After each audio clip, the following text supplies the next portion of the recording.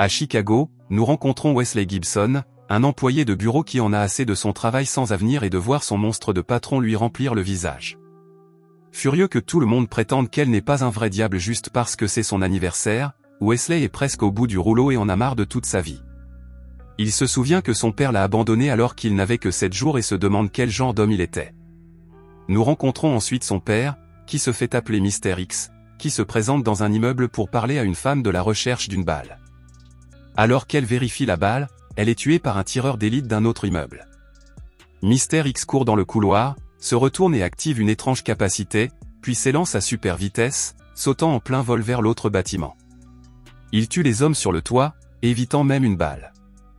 Il reçoit alors un appel téléphonique d'un ancien assassin nommé Cross, qui lui révèle que Mister X est exactement là où il le veut. Avant que Mister X ne soit tué d'une balle dans la tête, il est révélé que la balle a effectué un vol longue distance avec de multiples arrêts pour arriver jusqu'à lui. Nous retrouvons Wesley alors que sa petite amie se plaint du train qui passe constamment au-dessus de sa tête, mais Wesley lui demande simplement de se taire et s'en va en claquant la porte. Il se rend au travail, où Jana recommence à dire des bêtises. L'anxiété commence à s'installer, l'obligeant à prendre ses pilules et à essayer de se calmer. Après avoir quitté le travail, Wesley se rend à la pharmacie, où il voit un homme qui le regarde attentivement.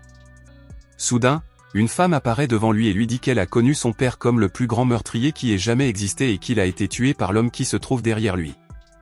La femme sort une arme et tire sur l'homme, qui s'avère être Cross. Wesley commence à paniquer.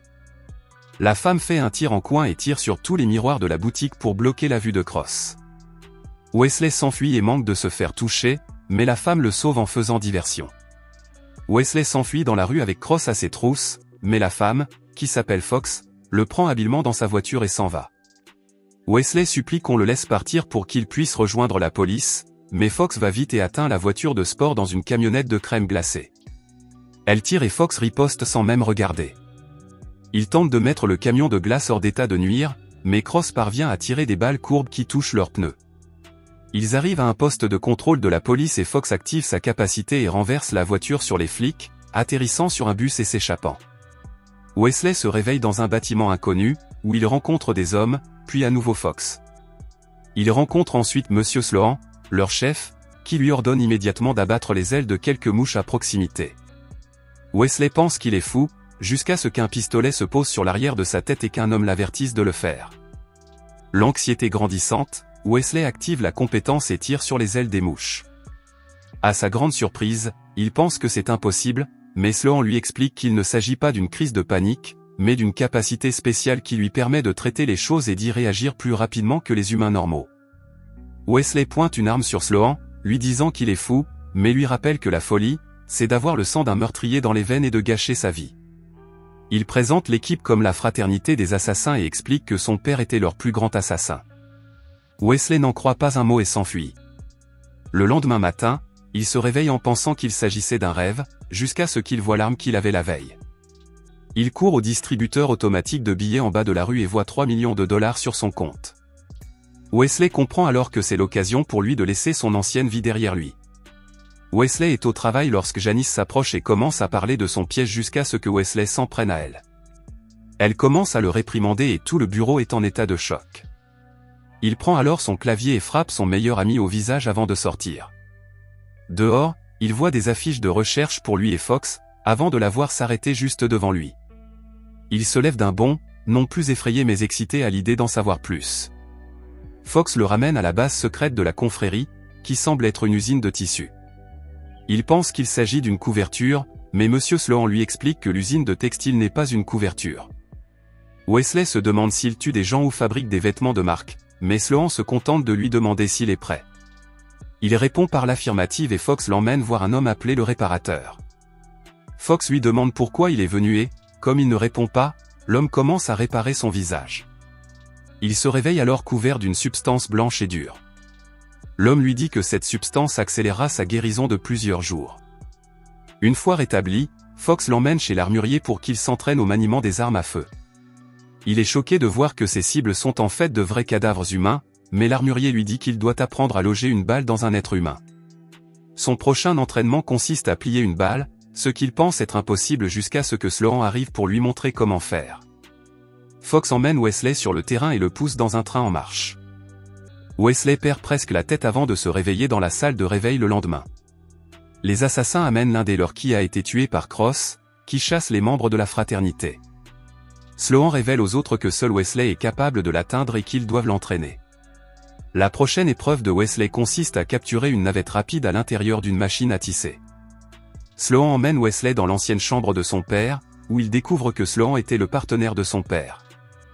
Sloan lui explique comment Cross est passé à l'action et s'est d'abord attaqué à son père. Sloan l'incite à en apprendre plus sur son père, ce qui lui permettra de mieux se connaître lui-même. En apprenant son histoire, Wesley est maintenant motivé pour devenir l'homme qu'il est censé être, notant qu'il ne s'est jamais senti aussi vivant.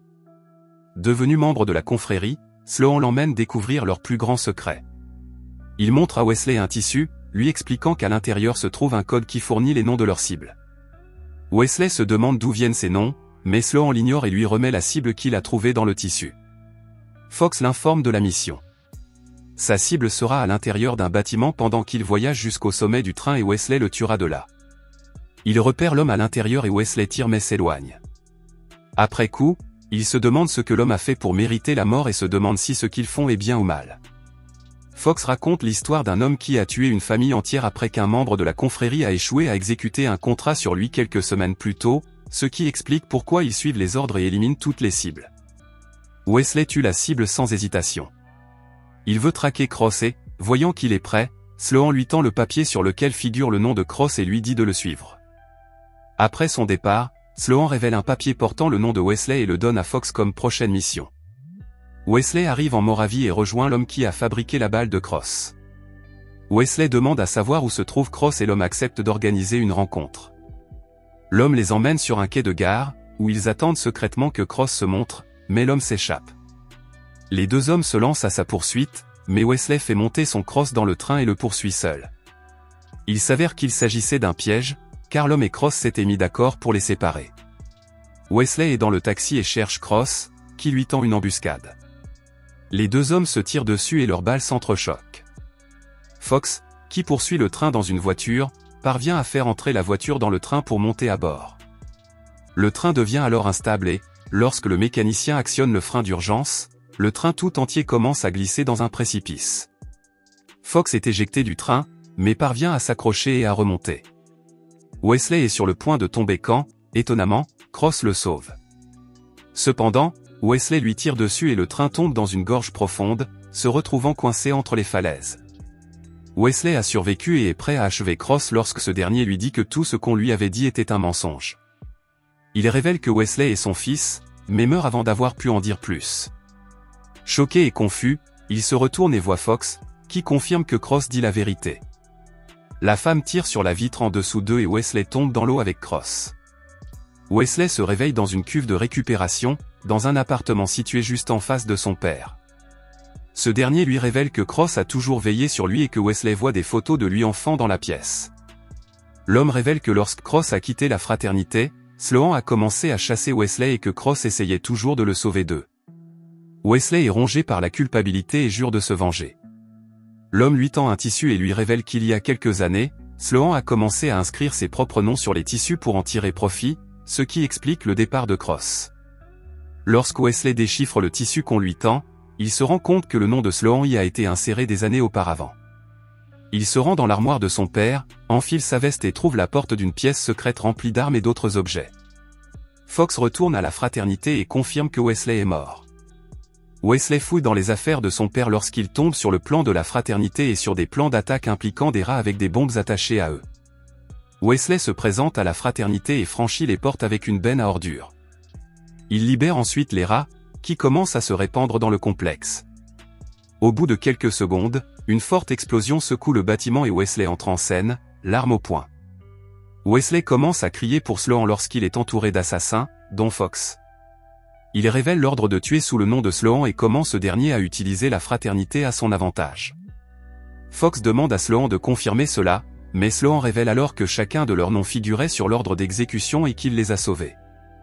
Il leur donne le choix de se joindre à lui et de tuer Wesley ou de se suicider s'ils tiennent au code. Les autres prévoient de tuer Wesley, mais Fox tire un coup de feu qui fait le tour de la pièce, tuant tout le monde, y compris elle. Wesley ne perd pas de temps et part à la recherche de Sloan, qui a déjà disparu. Quelques semaines plus tard, un homme ressemblant à Wesley est vu en train de travailler au bureau lorsque Sloan arrive derrière lui. Il s'avère que Sloan est tombé dans un piège et qu'il est tué comme Monsieur X par une balle qui a parcouru des kilomètres, tirée par Wesley.